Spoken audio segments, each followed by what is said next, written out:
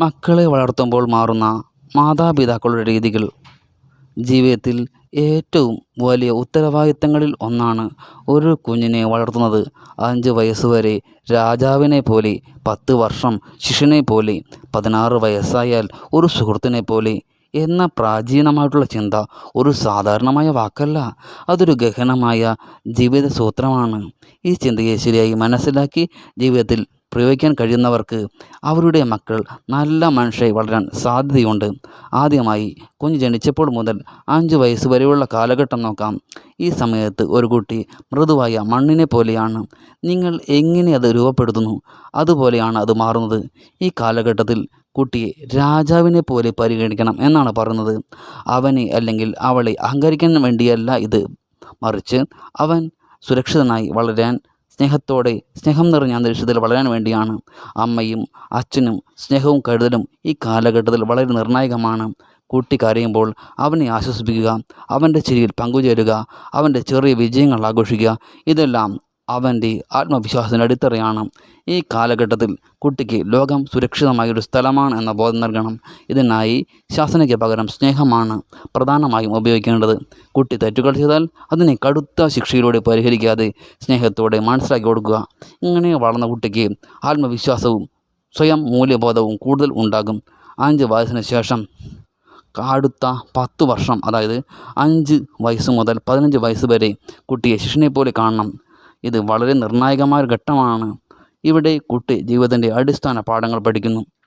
ശാസന, ഉത്തരവാദിത്തം, സമയനിർണ്ണയം, നന്മതിന്മകളെ തിരിച്ചറിയുവാനുള്ള കഴിവ്, ഇവയെല്ലാം ഈ കാലഘട്ടത്തിലാണ് രൂപാന്തരപ്പെടുന്നത്. ഈ കാലഘട്ടത്തിൽ മാതാപിതാക്കൾ ഗുരുവിൻ്റെ പദവിയിലേക്ക് മാറണം. കുട്ടിയെ ശരിയായ വഴിയിലേക്ക് നയിക്കണം. തെറ്റുകൾ ചെയ്താൽ അത് തിരുത്താൻ പഠിപ്പിക്കണം. എന്നാൽ ഇവിടെ ഒരു കാര്യങ്ങളിൽ പരിപൂർണ്ണ ശ്രദ്ധ വേണം. നമ്മുടെ ശാസനം അതിൽ കടക്കാൻ പാടില്ല. കുട്ടിയുടെ മനസ്സിനെ തകർക്കുന്ന രീതിയിലുള്ള കടുത്ത ശിക്ഷകൾ ഒഴിവാക്കണം. പകരം അവനെ മനസ്സിലാക്കാൻ ശ്രമിക്കുക, അവൻ്റെ ചിന്തകൾ കേൾക്കുക, അവനോടൊപ്പം സംസാരിക്കുക. ഇതാണ് കുട്ടിക്ക് നല്ല ശീലങ്ങൾ നൽകുവാനുള്ള ഏറ്റവും നല്ല സമയം. പുസ്തക വായന, ശീലങ്ങൾ, മാന്യത, മുതിർന്നവരെ ആദരിക്കൽ, ഇതെല്ലാം ഈ കാലഘട്ടത്തിൽ പഠിപ്പിക്കണം. കുട്ടിയുടെ കഴിവുകൾ കണ്ടെത്തി പ്രോത്സാഹിപ്പിക്കണം. അവൻ തെറ്റിയാൽ നീ തെറ്റാണ് എന്ന് പറയാതെ ഇത് ഇങ്ങനെ ചെയ്താൽ കൂടുതൽ നല്ലതായിരിക്കും എന്ന് പറഞ്ഞ് വഴി കാണിക്കുക.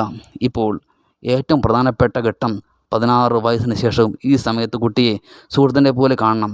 കാരണം ഈ കാലഘട്ടത്തിൽ തൻ്റെ കുട്ടിയെ സ്വതന്ത്രമായ വ്യക്തിത്വം കണ്ടെത്തുകയാണ്. അവന് സ്വന്തം അഭിപ്രായങ്ങളും ചിന്തകളും ഉണ്ടാകും. അവനെ നിയന്ത്രിക്കാൻ ശ്രമിച്ചാൽ അവൻ നിങ്ങളിൽ നിന്ന് അകന്നു പോകും. ഇവിടെ മാതാപിതാക്കളുടെ പങ്ക് ഒരു സുഹൃത്തിൻ്റെതാണ്. അവനോട് തുറന്ന് സംസാരിക്കുക, അവൻ്റെ പ്രശ്നങ്ങൾ കേൾക്കുക, അവനെ കുറ്റപ്പെടുത്താതെ അവനോടൊപ്പം ചിന്തിക്കുക. നിങ്ങൾക്ക് പറയാനുള്ള കാര്യങ്ങൾ ഒരു ഉപദേശമായി പറയാതെ ഒരു സുഹൃത്തിനോട് പങ്കുവെക്കുന്ന രീതിയിൽ പങ്കുവെക്കുക. അങ്ങനെ ചെയ്താൽ കുട്ടി നിങ്ങളെ വിശ്വസിക്കും. ഈ കാലഘട്ടത്തിൽ വിശ്വാസം വളരെ പ്രധാനമാണ്. കുട്ടിയെ സംശയത്തോടെ കാണുന്നത് അവനെ അകറ്റും. പകരം അവനെ വിശ്വസിക്കുക. അവൻ തെറ്റുകൾ ചെയ്യാം, പക്ഷേ അതിൽ നിന്നാണ് അവൻ പഠിക്കുന്നത്. നിങ്ങൾ അവനോടൊപ്പം നിന്നാൽ അവൻ ഒരിക്കലും തെറ്റായ വഴിയിലേക്ക് പോകില്ല.